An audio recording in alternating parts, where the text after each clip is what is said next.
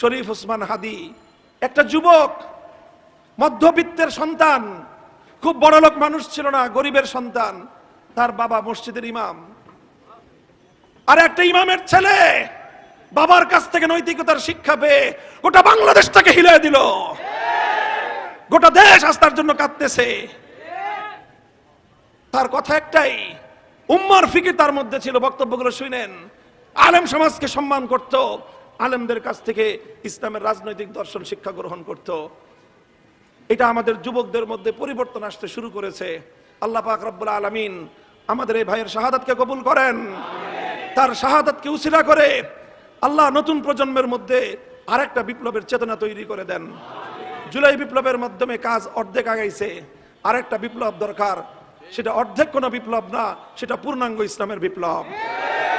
ইনশাআল্লাহ সেই বিপ্লব যেদিন হবে, তারপরে ইনশাআল্লাহ সোনার মদিনার সুন্দর শান্তির সমাজ আমরা উপহার দিতে পারবো।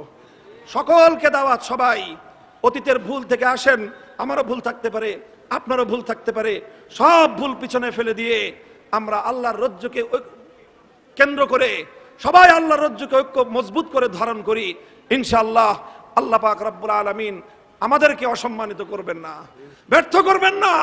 আল্লাহর সাহায্য আমাদের সাথে থাকবে।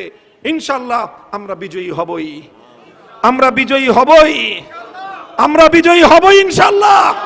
আমিরুল মুমিনিন প্রেসিডেন্ট বাদশার মতো ক্ষমতার পদ নয়। আমিরুল মুমিনিন तमाम পৃথিবীর উম্মতে মুহাম্মাদিয়ার জিম্মাদারির দায়িত্ব কাঁধে তুলে নেওয়ার মতো সাহসী ঘোষণা। সেই আমিরুল মুমিনিন, আমি যেই নেতৃত্বের কোয়ালিটি বললাম, আলহামদুলিল্লাহ সেই নেতৃত্বের কোয়ালিটি তার মধ্যে আছে। তিনি সেই দেশের সবচেয়ে বড় আলেম। আল্লাহ রাসূলের ইন্তেকালের পরে সবচেয়ে বড় আলেম ছিলেন আবু বকর সিদ্দিক, তিনি ছিলেন মুসলমানদের নেতা। তারপরে সবচেয়ে বড় আলেম ছিলেন ওমর ফারুক, তিনি ছিলেন মুসলমানদের নেতা। ঠিক এইভাবে বর্তমান যুগে ইমারতে ইসলামিয়ার সবচেয়ে বড় আলেম যিনি, তিনি সেই দেশের নেতা, আলহামদুলিল্লাহ। এবং তাদের অন্য কোনো কাটছাট করতে হয় নাই, তারা পিওর ইসলামকে ধারণ করেছেন। মন্ত্রী পরিষদ গঠন করেছেন 30 জনের, 28 জনই মাদ্রাসার মোল্লা, 28 জন মাদ্রাসার মোল্লা। সব আমাদের মতো কওমি মাদ্রাসায় পড়ছে, দেওবন্দি মাদ্রাসায় পড়ছে। অনেকে মনে করেন এই দেওবন্দি হুজুররা খালি মিলাদ পড়ে দাওয়াত খায়। তা আপনারা খালি দাওয়াত খাওয়ান আর মিলাদ পড়ান, তা আমরা করবো কি? আপনারা তো আমাদেরকে নেতৃত্বের উপযুক্ত মনে করেন না, আমাদের চেয়ে চোর বাটপাররাই আপনার কাছে নেতৃত্বের উপযুক্ত বেশি মনে হয়। দোষটা দেন আমাদেরকে যে হুজুররা খালি মিলাদ পড়ায় আর দাওয়াত খায় আর বিয়া পড়ায় বিয়া খসায়। তো আমাদের দোষটা কি? আমরা তো বারবার বলতেছি নেতৃত্বের দায়িত্ব আমাদের হাতে তুলে নিয়ে দিয়ে দেখেন, আমরা চ্যালেঞ্জ করে ঘোষণা করতে পারি এই জাতি, এই সমাজকে আমরা প্রচলিত যে কোনো সমাজ ব্যবস্থার চেয়ে আল্লাহর কোরআনের ব্যবস্থার মাধ্যমে 1000 গুণ বেশি উন্নত সমাজ ব্যবস্থা আমরা উপহার দিতে সক্ষম। আলহামদুলিল্লাহ আমাদের মতো মোল্লারা সেগুলো করে দেখায় দিছে। এগুলি এখন আর শুধুমাত্র গাল গল্প না, রিয়ালিটি। 2025 সালের রিয়ালিটি এটা। 2021 সালের 15ই আগস্ট তারা ক্ষমতা হাতে নিয়েছিল, আর এখন চলতেছে 2025 সালের ডিসেম্বর মাস। কয় বছর হয়েছে? 4.5 বছর। 4.5 বছর। এই 4.5 বছরে মোল্লারা যা করেছে সারা দুনিয়ার সুটেড কুটেড বুটেডরা মিলে তা পারে নাই করতে। দুনিয়ার শুধু মুসলিম রাষ্ট্র নয়, পৃথিবীর অন্য কোন অমুসলিম রাষ্ট্র বিগত 4.5 বছরে দুনিয়ার কোন দিক থেকেই তাদের মতো উন্নতি সাধন করতে পারে নাই। তারা অর্থনৈতিকভাবে যে উন্নতি সাধন করেছে, 2021 সালে যখন তারা ক্ষমতা নেয় তখন তাদের দেশে $1 দাম ছিল তাদের দেশি মুদ্রায় 130 টাকা। টাকা বলে না, তাদের দেশের মুদ্রার নাম অন্যটা। 130 টাকা ছিল তাদের $1 দাম। আর এই গত সেপ্টেম্বরে আমি দেখে এসেছি সেই দেশে এখন $1 দাম হলো তাদের দেশের টাকায় 65 টাকা। কয় টাকা? তাদের দেশের মুদ্রার দাম কত বাড়লো? 100 গুণ বেড়েছে, 100 গুণ।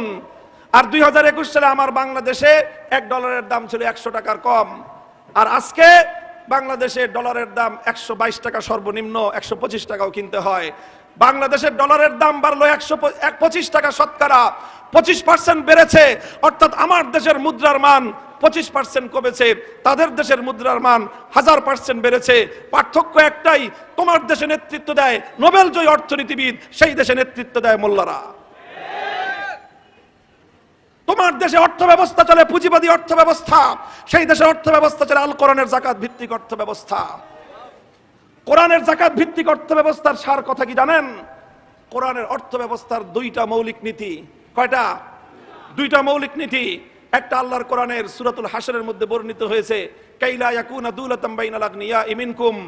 ইসলামী অর্থ ব্যবস্থার মূল নীতি হলো সম্পদ নির্দিষ্ট একটা শ্রেণীর মানুষের কাছে কুক্ষিগত হওয়া চলবে না। কোন শুধুমাত্র কয়েকজন শিল্পপতি সম্পদের মালিক হবে, শুধুমাত্র কিছু মানুষ আকাশ ছোঁয়া সম্পদের পাহাড় গড়বে, আর দেশের 17,99,00,000 মানুষ তারা অল্প সম্পদ ভোগ করবে, তারা দরিদ্র থাকবে, তারা অর্থের সমস্যায়, অর্থের সংকটে তারা সমস্যা ভোগ করবে। ইসলাম এই অর্থ ব্যবস্থাকে স্বীকার করে না। ইসলাম বলে যেই সমাজে দরিদ্র থাকবে সেই সমাজে ধনীর সম্পদ থেকে দরিদ্রের প্রত্যেকটা প্রয়োজন পূরণ করা রাষ্ট্রের দায়িত্ব। যদি দরিদ্রকে যাকাত দেওয়ার পরেও দরিদ্রের অভাব থেকে যায়, ধনীর উদ্বৃত্ত সম্পদ থেকে গরিবের মৌলিক প্রয়োজন পূরণ করার জিম্মাদারি সরকারের। আমরা খালি মুখস্থ করে নিয়েছি যাকাত 2.5% দিলেই হয়ে যায়। হ্যাঁ, 2.5% দিলে হয়ে যায়। কখন? যখন 2.5% দিয়ে রাষ্ট্রের সকল দরিদ্রের মৌলিক প্রয়োজন পূরণ হবে।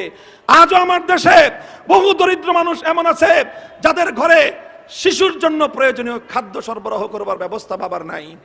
বহু সন্তান এমন আছে মুমূর্ষ প্রায় মা হাসপাতালের বিছানায় মৃত্যুর সঙ্গে পাঞ্জা লড়ে, ঘরের বিছানায় শুয়ে শুয়ে ধুকে ধুকে মা মৃত্যুর কোলে ঢলে পড়ে। সেই মাকে প্রয়োজনীয় চিকিৎসা ব্যবস্থাটুকু করবার সামর্থ্য সন্তানের নাই। বলেন আছে না নাই? নিজের সন্তানের স্বাদ আহ্লাদগুলো পূরণ করতে পারে না। এই সমাজে অসংখ্য মানুষ এখনো এমন আছে। আবার অসংখ্য মানুষ এমনও আছে সংসারে মানুষ হলো 3 জন, গাড়ি হলো 4টা। বলেন নাই? তো যেই সমাজে 3 জনের জন্য 4 গাড়ি, আবার ওই সমাজেই একজন মানুষ তার সদ্যপ্রসূত সন্তানের মুখের খাবার তুলে দিতে পারবে না, তার বৃদ্ধ মায়ের চিকিৎসার ব্যবস্থা করতে পারবে না। ইসলাম বলে সেই সমাজ আগুন দিয়ে জ্বালিয়ে দাও। আলহামদুলিল্লাহ, মোল্লারা এই রকম সমাজের বৈষম্য দূর করতে সক্ষম। আমি দেখে এসেছি সেই সমাজে তাদের দেশের 25 লক্ষ মানুষ শহীদ হয়েছে। কত? আপনাদের মতো ভাওতাবাজির লাখ লাখ না। কি বলবো, দুঃখ কোন দিক থেকে কোন দিকে বলবো। 25 লক্ষ মানুষ 40 বছরে শাহাদাত বরণ করেছে। প্রত্যেকটা শহরে, প্রত্যেকটা প্রদেশে, সেই দেশে 33টা প্রদেশ, 33টা প্রদেশে 33টা এতিমখানা তারা কায়েম করেছে। চমৎকার এতিমখানা, অত্যাধুনিক বিল্ডিং, এতিমখানার মধ্যে সুইমিং পুল, সুন্দর পার্ক, এতিমদের জন্য সর্বোন্নত ব্যবস্থা। কোন সকল এতিম? এই যে 25 লক্ষ যারা শাহাদাত বরণ করেছে তাদের সকল এতিমদের দায়িত্ব মোল্লারা গ্রহণ করেছে। 8 লক্ষ পরিবারকে ভাতা দেয়। কয় লক্ষ? 8 লক্ষ ফ্যামিলিকে প্রতি মাসে ভাতা দেয়। এই 2-4 টাকার দান খয়রাত না মিয়া। বাংলাদেশি টাকায় মাসে কমপক্ষে মিনিমাম 10,000 টাকা করে ভাতা দেয়। এবার হিসাব করে দেখেন, 8 লক্ষ পরিবারকে মাসে 10,000 টাকা করে দিতে হলে মাসে কত খরচ হয়, বছরে কত খরচ হয়। মোল্লারা সেই টাকা রাষ্ট্রের পক্ষ থেকে জনগণকে প্রতি মাসে দিয়ে থাকে। কোত্থেকে দেয়? দেয় ওই জায়গা থেকে যেখান থেকে আমরা দুর্নীতি করি, ওখান থেকে তারা জনগণকে দেয়। আল্লাহ পাক আমাদেরকে বুঝবার তৌফিক দান করেন। এই কথাগুলো এই জন্য বললাম, আমাদের এখানে মাহফিলে আসার আগেই আমাকে বলছেন, ওনারা ভয় পেতেছিলেন যে হুজুর তো আবার কি জানি না জানি কি রাজনীতির কথা কয়। আলহামদুলিল্লাহ ভালো। আমি আবারও বলি, আসলে কারো পক্ষে কারো বিপক্ষে আমাদের বক্তব্য না। আমাদের কথা একটাই, ভাই আপনাকে আল্লাহ মুসলমান বানাইছেন, আপনার কাছে সর্বশ্রেষ্ঠ মতবাদ ইসলাম আছে। আপনার জন্য আব্রাহাম লিঙ্কনের মতবাদ ভিক্ষা করার কোনো দরকার নাই। আপনার জন্য কার্ল মার্কস মাও সেতুংয়ের কাছ থেকে মতবাদ ভিক্ষা করে আনার দরকার নাই। আপনার কাছে আল্লাহর নবীর নবুয়তের রাজনীতি আছে, আপনার কাছে খেলাফতের রাজনৈতিক মতবাদ আছে, আপনার কাছে খলিফা ওমরের মতো নেতার আদর্শ আছে। যে জাতির কাছে খলিফা ওমরের মতো নেতা থাকে, যে জাতির কাছে খেলাফতের রাশেদার মতো আদর্শ থাকতে পারে, যে জাতির কাছে আল্লাহর কোরআন নবীর সুন্নতের মতো জীবন্ত জীবন দর্শন থাকতে পারে, সেই জাতির পৃথিবীর কারো কাছ থেকে ভিক্ষা করা লাগে না। যারা অন্যান্য মতবাদের রাজনীতি করেন, কিন্তু ইসলামটাকে শিখেন, শিখে টিখে তারপরে আমাদের সাথে যোগ দেন, অথবা আপনাদের সাথে আমাদেরকে নেন। আসেন মিলেমিশে এমন একটা সমাজ আমরা গড়ি যেই সমাজের কথা আল্লাহ রসুল বলে গিয়েছেন, যেই সমাজের কথা আল্লাহ বলেছেন, সেই সমাজ যদি আমরা গঠন করতে পারি তাহলে আমাদের পৃথিবীর কারো কাছে মাথা নত করতে হবে না, এক আল্লাহর কাছে মাথা নত করব। আর যে আল্লাহর কাছে মাথা নত করে তার মাথা দুনিয়ার সামনে উচ্চে তুলে ধরেন কে? আল্লাহ আমাদেরকে বুঝবার তৌফিক দান করেন। শরীফ ওসমান হাদি একটা যুবক, মধ্যবিত্তের সন্তান, খুব বড়লোক মানুষ ছিল না, গরিবের সন্তান। তার বাবা মসজিদের ইমাম, আর একটা ইমামের ছেলে বাবার কাছ থেকে নৈতিকতার শিক্ষা পেয়ে গোটা বাংলাদেশটাকে হিলিয়ে দিল। গোটা দেশ আজ তার জন্য কাঁদতেছে। তার কথা একটাই, উম্মার ফিকির তার মধ্যে ছিল। বক্তব্যগুলো শুনেন, আলেম সমাজকে সম্মান করত, আলেমদের কাছ থেকে ইসলামের রাজনৈতিক দর্শন শিক্ষা গ্রহণ করত। এটা আমাদের যুবকদের মধ্যে পরিবর্তন আসতে শুরু করেছে।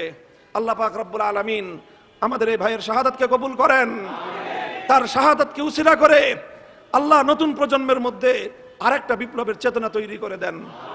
জুলাই বিপ্লবের মাধ্যমে কাজ অর্ধেক আগাইছে, আরেকটা বিপ্লব দরকার। সেটা অর্ধেক কোনো বিপ্লব না, সেটা পূর্ণাঙ্গ ইসলামের বিপ্লব। ইনশাআল্লাহ সেই বিপ্লব যেদিন হবে, তারপরে ইনশাআল্লাহ সোনার মদিনার সুন্দর শান্তির সমাজ আমরা উপহার দিতে পারবো।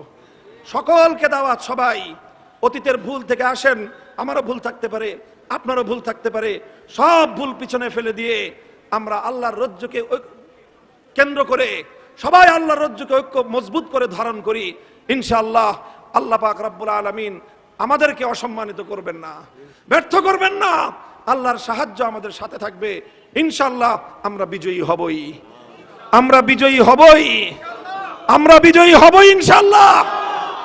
কারণ আমরা আল্লাহর কোরআনের বিজয় চাই। এই বিজয় রুখে দেওয়ার সাধ্য পৃথিবীর কোন শক্তির হবে না। আল্লাহ আমাদের সকলকে বুঝবার, আমল করবার তৌফিক দান করেন। ওয়া আখিরু দাওয়ানা আলহামদুলিল্লাহি রাব্বিল আলামিন। আসসালামু আলাইকুম ওয়া রাহমাতুল্লাহ।